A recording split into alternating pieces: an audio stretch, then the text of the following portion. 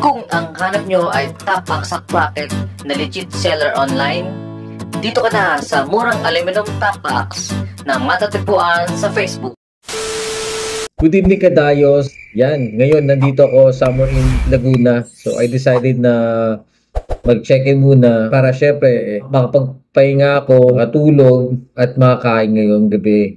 Tapos bukas, ayan, bakbakan na. So siguro aalis ako 4 AM or 5 AM, depende sa magiging gising ko. Pero magsaset ako ng alarm. Makaalis ako na maaga. Ngayong gabi kasi bago ako nandito, galing ako ng trabaho. So, yun. Hindi na ako umuwi sa amin para mabawasan din yung oras na ibabiyahe ko papuntang Pitogo, Quezon. Yan, Pitogo, Quezon. Yan. So, ang magiging biyahe ko niyan, yung oras na magiging biyahe ko, from Laguna to Pitogo, Quezon, siguro mga 4 hours or 5 yan. Depende yan eh. Depende yan sa magiging takbo ko. Then, syempre, may mga stopover din ako para maka-shoot ako ng mga magandang tanawin doon. Yan, sa mga madadaanan ko. Ano oras na ba? So, 11:15. So, 11:15 na Kadayos. So, alam ko natutulog na kayo. Kakarating ko lang actually din. Katatapos ko lang kumain. Sa 7-Eleven, bumili ako ng busog meal. Yung sisig nila yung jumbo. So, may lakas na ulit ako. Meron daw kasing magandang beach dyan sa Pitogo, Quezon. Well, nakita ko rin naman sa YouTube, sa Facebook na white sand daw, Malaboracay. Yan. Pero syempre, sa akin kasi gusto ko yung nakikita ko muna bago ko talagang sabihin na, uy, perfecto, white sand to, yung mga ganon. Tapos Kadayos, ito ay very challenging sa akin to. Gawa ng ako lang kasi mag-isa yung babiyahe ngayon. Well, syempre, nakakatakot mag-isa ka lang. Hindi ko alam kung ano magiging outcome or habang nasa biyahe ako, hindi ko alam kung ano mangyayari. Pero syempre, nandun yung lakas ng loob ko na naharapin yung challenge na to.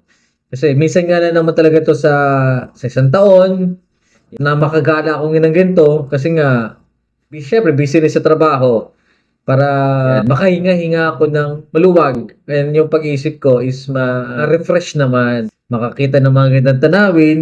At syempre, nandun pa rin tayo sa objective ko na dayuhin ang mga magagandang tanawin dito sa ating bansa. Diba? Kaya nga, lagi kong sinasabi, even may post sa Facebook or sa social media na kay ganda mo Pinas. Diba?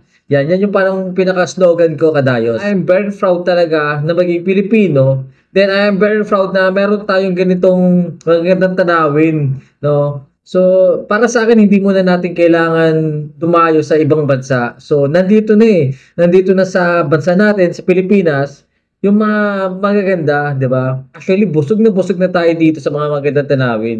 So, kailangan lang din natin i-explore, dayuhin, then, syempre, i-share natin sa ating mga viewers kung ano ba yung kagandahan ng particular na lugar na pupuntahan natin. So, between 4 AM or 5 AM, magti-take off na ako dito. See you, Kadayos! Good morning, Kadayos. Time check, 4:15. Yan, naligo na rin ako. Yan. Tapos nakabihis na rin ako. Okay naman, nakatulog naman ako, pero feeling ko hindi yung sapat yung tulog ko. Pag may mga ganito kasi mga biyahe, yan, hindi ako gaano makatulog. Siyempre, andun yung excitement By the way, Kadayos, nakalimutan ko pala sabihin sa inyo kanina. Ito pala yung unang pagkakataon namin ni Kadwa na magkasama sa mahabang paglalakbay. So, sobrang masaya at sobrang exciting. Yan. Tapos ito rin, Kadayos, yung unang pagkakataon na susuot ko na yung bagong jersey ko. Yan. Teka, kunin ko lang.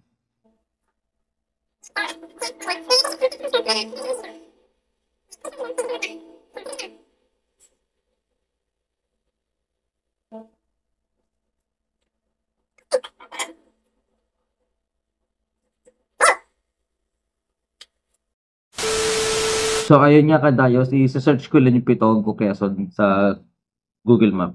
Head east toward Maharlika Highway, Manila South Road, then turn right onto Maharlika Highway. So, meron 4 hours and 21 minutes. So, okay, palis na ako. Isang pinagpalang umaga muli sa ating mga Kadayos for today's video, episode 5, Pitogo, Quezon Province.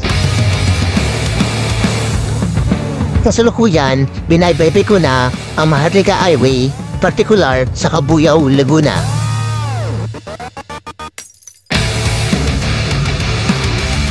Lasap muna ako at maghahanap ng gasoline station.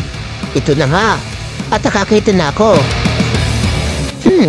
Ang haba na pila. Kaya pala, iisa lang ang gasoline attendant. Teka, hanap ulit ako.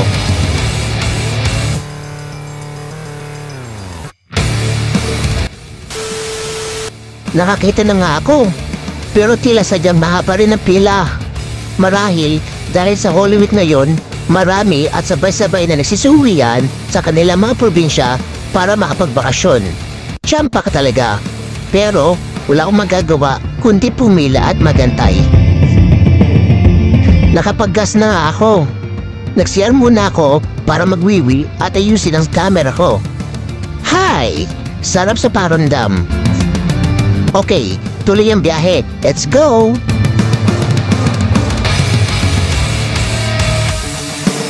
Lumiliwanag na ang kapaligiran. Tila lalabas na si Haring Araw.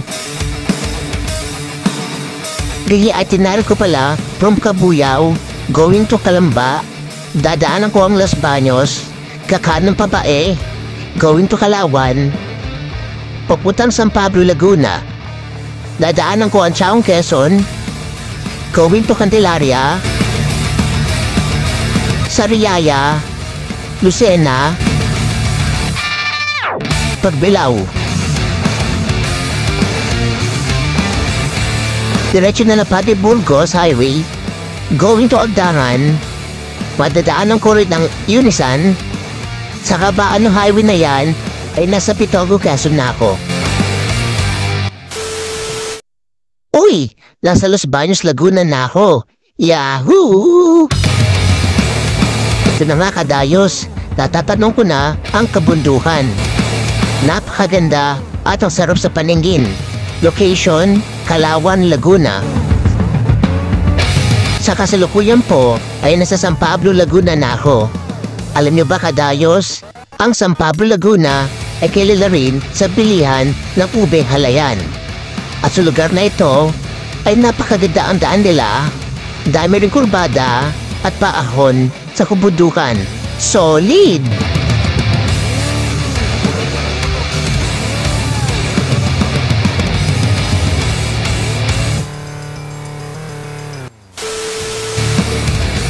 Andito na ako sa unang stopover kadayos. Maligayang pagdating sa lalawigan ng Quezon, partikular sa Chaong, Quezon. Alam niyo ba kadayos, ito ang pangalawang pagkakataon ko na dayuhin ulit ang lalawigan ng Quezon. Ang una ay yung nag-solo flight ako taong 2018, partikular sa Lokban, Quezon. Siyempre, hindi ko pinalagpas na kumain ng longganisang babong nila na ubod ng sarap. Higit sa lahat, ay nang dayuhin ko rin ang isa sa mga pinagmamalaki lugar nila. Wala rin ba kundi ang kamay ni Jesus.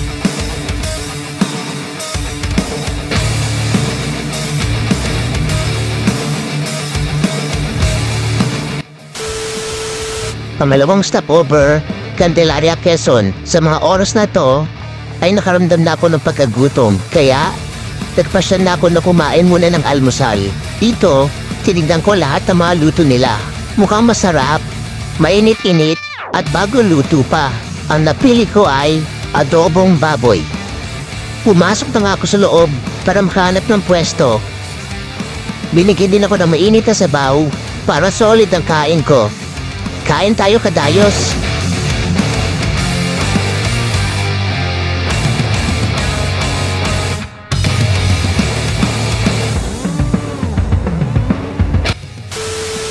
At na matapos na ako kumain, ay agad na akong tumayo para ayusin ang mga gamit ko.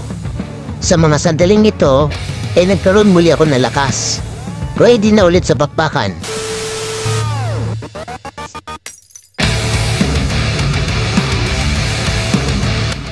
Gasap ulit ako kadayos. Pinapanatili ko na laging busog si Kadwa para tuloy-tuloy ang flight.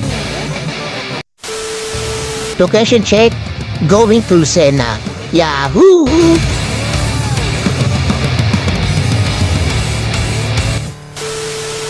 Sa mga oras na ito, nasa Pagbilao, Quezon na ako.